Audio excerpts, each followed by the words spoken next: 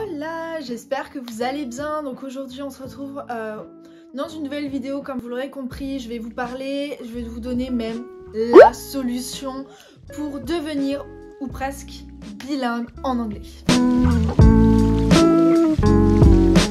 Parce que comme vous le savez, aujourd'hui l'anglais est devenu super essentiel dans notre société. Surtout nous les jeunes, on nous demande toujours d'avoir un petit niveau d'anglais quand même qui est supérieur à B1. Et c'est toujours compliqué en fait au lycée d'être fort en anglais parce que tout simplement les cours sont nuls.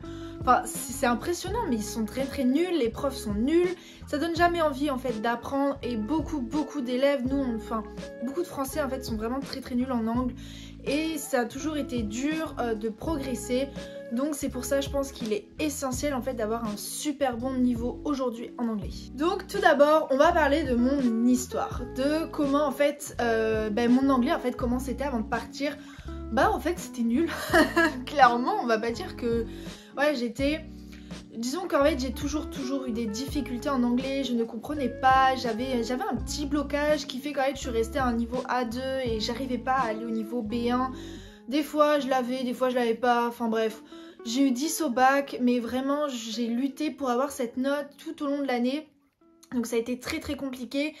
Et quand on est arrivé en fait au niveau du choix Parcoursup, tout simplement, j'ai dû choisir en fait des formations où il n'y avait pas en fait d'anglais. Parce que je ne pouvais pas parler en public, je savais dire l'essentiel, les bases en fait. Je pense que je pouvais demain prendre un taxi, mais c'était impossible pour moi de suivre un cours en anglais parce que je ne comprenais jamais rien.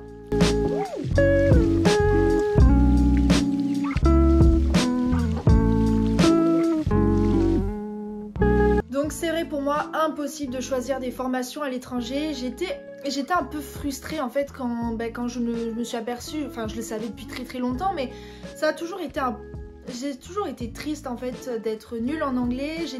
J'avais un bon niveau quand même en espagnol, je me débrouillais, j'ai eu 16 je crois au bac. Mais c'est vrai que l'anglais, en fait l'espagnol on nous le demande pas en fait. Et l'anglais, c'est quand on regardait, c'est vrai que toutes les formations, les licences où il y avait beaucoup d'anglais, c'était mort quoi, mort. Donc c'est pour ça qu'on peut pas dire vraiment sur un coup de tête, mais du jour au lendemain, j'ai décidé donc de partir 3 mois à l'étranger, en Irlande, dans la région de Dublin. Parce que tout simplement, il fallait, en fait, j'avais que 3 mois. Et il fallait en 3 mois, et je me suis dit, il faut que je fasse un truc en fait qui va faire que demain je vais pouvoir accéder à des choses. Et c'était clairement l'anglais. Et partir, c'est la solution la plus rapide pour apprendre.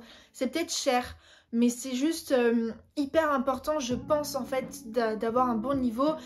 Et tout simplement les cours particuliers, je veux bien, au lycée on en prend, enfin moi j'en ai pris des cours particuliers, ça m'a permis d'avoir 1 voire 2 points supérieurs à ma prochaine note, ça m'a permis d'avoir 10 au bac, mais ça va pas vous permettre de postuler dans des formations en anglais parce que clairement on n'a pas tous les moyens de payer 50 € de l'heure par jour d'anglais. Et puis ça prend énormément de temps, il faut beaucoup de volonté. Et puis les séries, les sites internet, Duolingo, tout ce que vous voulez, ouais c'est bien mignon, mais je pense que c'est bien pour entretenir l'anglais, ça y a pas de problème. Mais quand on a un niveau bas comme moi, ce que j'avais, enfin non, c'était pas possible, clairement je ne pouvais pas, il fallait une motivation mais qui était surhumaine. J'ai tenu même pas 1 semaine avec des séries Duolingo, j'ai tenu 2 semaines, enfin non je pouvais pas, il me fallait un truc en fait. Donc faut partir.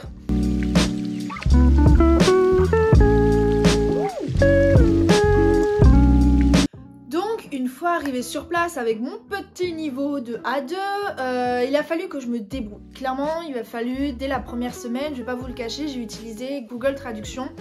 Et je pense qu'en fait le fait de l'utiliser ça me rassurait en fait. J'étais là bon, je suis pas seule, ok c'est pas un humain hein, mais je veux dire ça me rassurait dans le sens où si vite je pouvais trouver un mot et parler en fait. Donc je sais pas si c'est la bonne solution, je sais pas si je le recommande. Je dirais que voilà, si vous êtes un peu seul, vous avez besoin de quelque chose, pourquoi pas Google Traduction. Et surtout si vous n'avez pas les mots, au bout d'un moment je veux bien les gestes tout ça, mais ouais on va pas aller loin, on va pas tenir des conversations entières comme ça. Donc du coup pendant 1 semaine, juste 1 semaine, après hop je sais pas, je me suis déjà arrêtée en fait parce que tout simplement je répétais un peu tout le temps les mêmes phrases, je répétais genre commencer à enregistrer les questions parce que clairement formuler les questions moi c'était compliqué hein, voilà pour être honnête. Et en fait à la fin ça y est, je commençais un petit peu à enregistrer des choses, à commencer à apprendre tout simplement, j'étais en cours aussi. Donc seulement 20 heures de cours par semaine, 3 mois, donc j'ai réussi à passer du niveau A2 à début B2, tout début B2. Wow! Et je pense que, je suis quand même assez fière de moi parce que c'était que 3 mois. Je suis pas partie 1 an et je pense aujourd'hui je peux clairement postuler dans des formations avec un peu d'anglais sans hésitation parce que je sens que je peux me débrouiller. Je tiens actuellement des conversations avec des gens. Quand je regarde des séries en anglais, je comprends quelques mots, je comprends quelques phrases sans regarder forcément les sous-titres. Donc ça, c'est hyper rassurant. Après, attention, ce n'est que mon expérience personnelle. Je dis pas que si vous partez 3 mois, vous allez évoluer aussi vite que moi. Je ne sais pas, tout dépend en fait si vous apprenez vite ou pas. Moi je sais que j'apprends vite, mais après tout dépend des techniques, tout ça. Au bout de 1 mois et demi, j'ai eu un déclic. C'est-à-dire que la barrière de la langue, ok, elle était toujours un peu présente, mais beaucoup moins. Je sais pas, c'est vrai que je pouvais tenir beaucoup plus de conversations, je pouvais parler, je commençais à sortir sans... Je cherche encore mes mots actuellement, je les cherche au bout de 3 mois, mais moins. Et au bout d'1 mois et demi, c'est vrai que je sais pas, il s'est passé un truc en moi qui... Ouais, ça a été comme un déclic et j'étais plus heureuse parce que tout simplement en fait, c'est vrai que si vous partez, vous allez voir au niveau de la barrière de la langue, c'est assez compliqué. Au début, vous allez être pas triste, je dirais, mais c'est très compliqué je dirais pas de sourire non plus, mais c'est compliqué en fait de montrer qu'en fait tu es heureux parce que tu es toujours en train de chercher, toujours en train de se dire oh, j'arrive pas à parler. Et c'est vrai que des fois c'est démoralisant. Mais ça vient assez vite. 1 mois et demi, c'est pas non plus, quand on part de zéro, c'est pas non plus la fin du monde. Donc, ça va très très vite.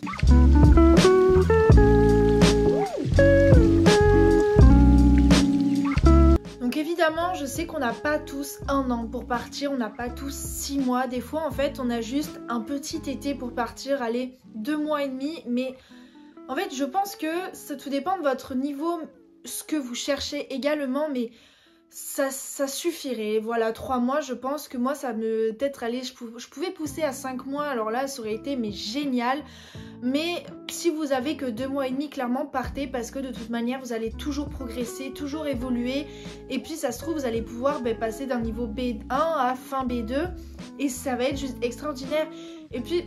De toute façon, si vous gardez un peu votre même niveau, vous évoluez, vous gardez en fait votre niveau d'anglais tout simplement, parce que moi quand je vais rentrer, c'est vrai que j'ai très très peur de perdre ce niveau-là, j'ai très peur de, je dirais pas de revenir comme avant, évidemment, jamais, mais voilà, bien sûr je vais stagner du coup, mais j'ai peur de perdre et c'est vrai que faut repartir en fait le plus vite possible dès que vous avez l'occasion, mais partez parce que ça se perd mais tellement facilement.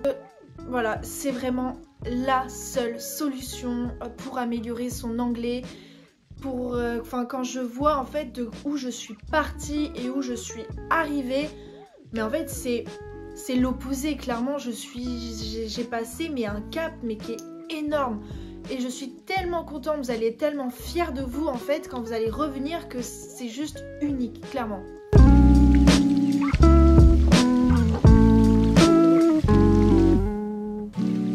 J'espère que cette vidéo aidera certaines personnes et si vous avez aimé, n'hésitez pas à vous abonner, petit pouce en l'air, ça fait toujours plaisir. YouTube et moi, on adore ça. Donc voilà, allez, on se retrouve à la prochaine. Bisous.